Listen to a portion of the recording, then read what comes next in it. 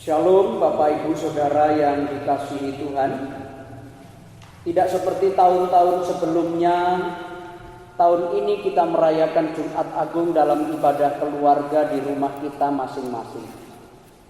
Sekalipun demikian, saya berharap apa yang terjadi dan kita alami saat ini, yaitu pandemi COVID-19,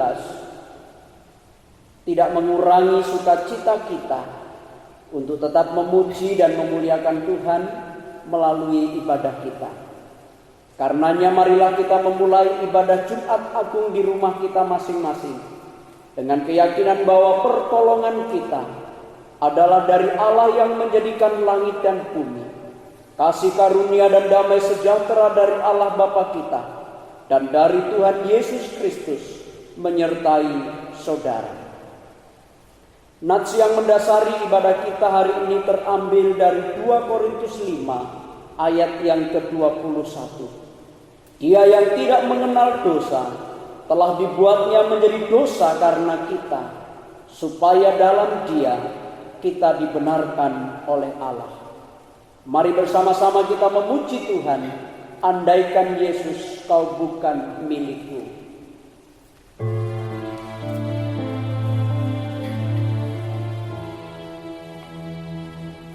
Andaikan Yesus kau bukan milikku, dan tak kau berikan darahmu bagiku,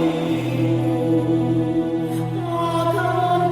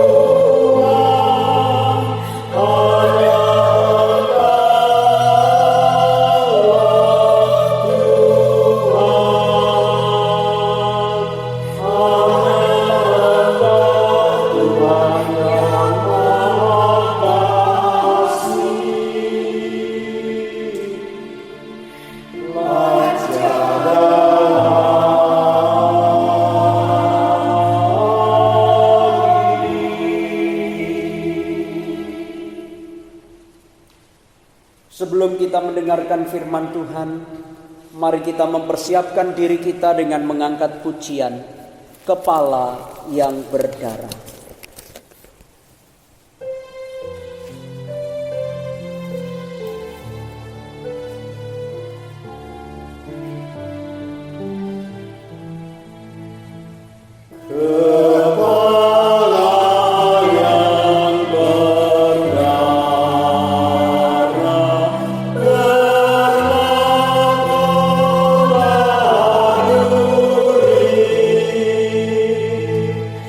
Tuhan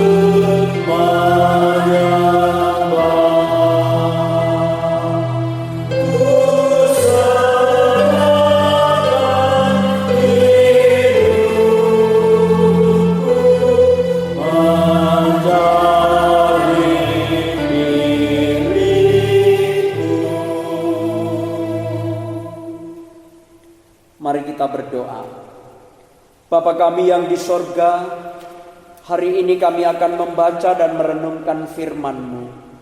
Kiranya Roh Kudus menerangi hati dan pikiran kami, sehingga kami dimampukan untuk mengerti firman-Mu dan melakukannya di dalam kehidupan kami. Dalam nama Tuhan Yesus kami berdoa. Amin. Shalom Bapak Ibu Saudara yang dikasihi Tuhan. Pembacaan firman Tuhan pada pagi hari ini terambil dari Injil Matius 27 ayat 45 sampai dengan 46. Demikianlah firman Tuhan. Mulai dari jam 12 kegelapan meliputi seluruh daerah itu sampai jam 3. Kira-kira jam 3 berserulah Yesus dengan suara nyaring, Eli, Eli, lama sabachthani. Artinya, Allahku, Allahku, mengapa engkau meninggalkan aku? Bapak Ibu Saudara yang dikasihi Tuhan, peristiwa kematian Yesus yang diceritakan di dalam bagian hari ini merupakan peristiwa yang paling mengerikan di dalam sejarah. Mengerikan karena momen ini ditandai dengan kegelapan yang sangat gelap selama 3 jam lamanya, di tengah waktu yang seharusnya sangat terang, yaitu pukul 12 siang. Selain mengerikan, peristiwa kematian Yesus juga menjadi momen yang paling sulit dimengerti di dalam iman Kristen. Bagaimana mungkin Allah harus mati dan dibunuh? Saudara yang dikasihi Tuhan, mari kita akan melihat apa yang dikatakan di dalam Alkitab. Menarik di dalam ayat yang ke-46 bahwa apa yang diserukan oleh Tuhan Yesus harus diberitahukan artinya. Mengapa?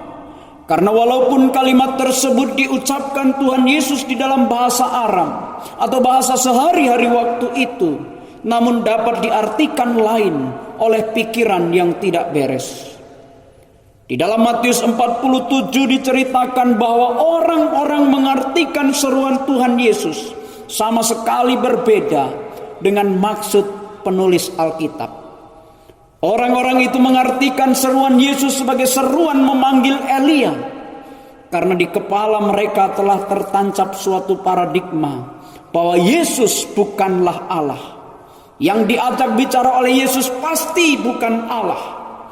Antara Allah di sini dan di sana tidak bisa saling berkomunikasi. Bapak Ibu Saudara yang dikasihi Tuhan, dalam budaya Yahudi bukanlah sesuatu yang lazim bila seseorang yang mau mati memanggil-manggil orang yang sudah mati. Karena itu pemanggilan Elia justru dapat dianggap menyetarakan Elia dengan ilah. Dan orang Yahudi tidak pernah berdoa kepada orang-orang suci seperti Abraham, Yesaya, Elia, dan yang lain. Jadi mengapa tidak terpikirkan oleh orang-orang itu bahwa Yesus sedang berdoa kepada Allah? Karena mereka tengah mengalami suatu kondisi seperti yang terjadi pada saat ini, yaitu pikiran yang tidak beres. Jika demikian, bagaimana kita bisa mengerti kalimat seruan Tuhan Yesus di atas? Martin Luther mengatakan bahwa tidak ada kesulitan yang lebih besar dari mengerti bagaimana Allah dipisahkan dari Allah. Saudara yang dikasihi Tuhan, Alkitab memberitahu kepada kita bahwa sepanjang peristiwa penyaliban Tuhan Yesus, tidak ada mukjizat yang terjadi kecuali mukjizat kegelapan di tengah siang hari bolong itu. Melalui hal ini Tuhan mau menyatakan bahwa kegelapan itu merupakan waktu yang paling gelap di seluruh alam semesta, karena terjadinya perpecahan relasi antara Allah dengan Allah yang tidak bisa dimengerti oleh siapapun juga. Allah Bapa, Allah Anak, dan Allah Roh Kudus adalah Allah dengan 3 pribadi yang tidak terpisahkan. Namun hanya pada hari itu dan saat itu Allah Bapa memalingkan mukanya dari Allah Anak. Kenapa saudara?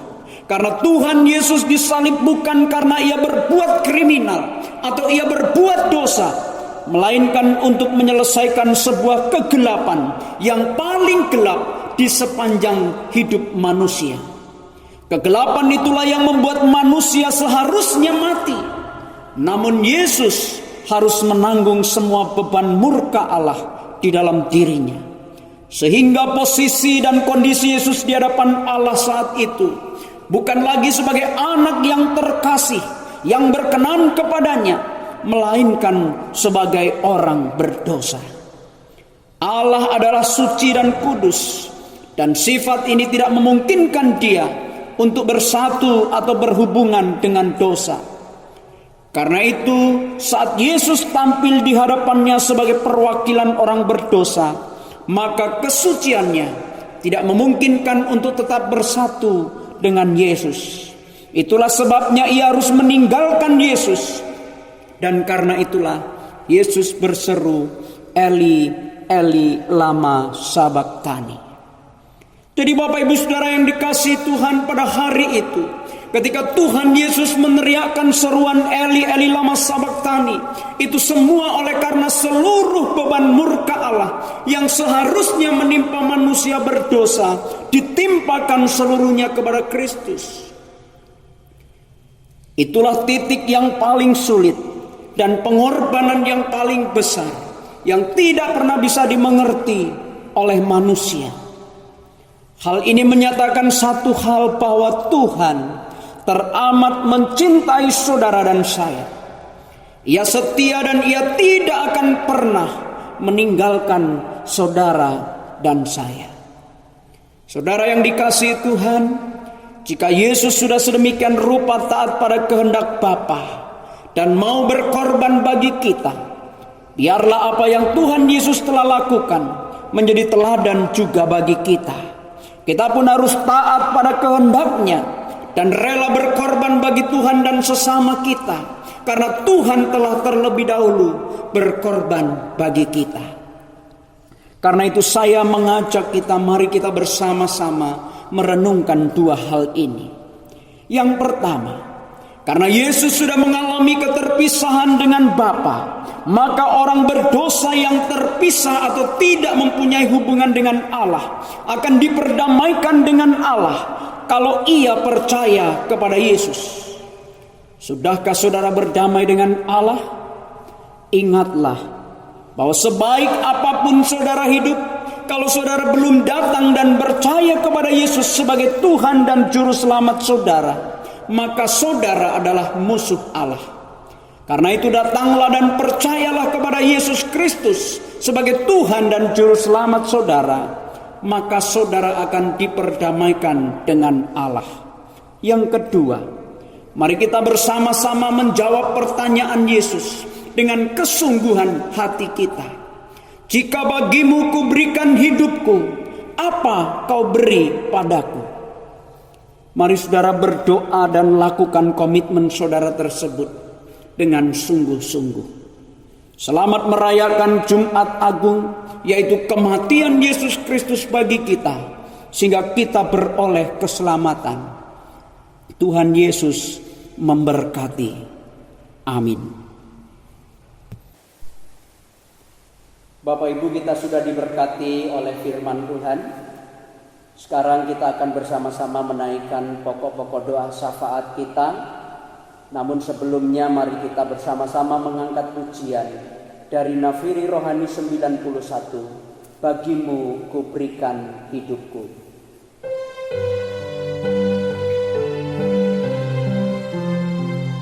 Kuberikan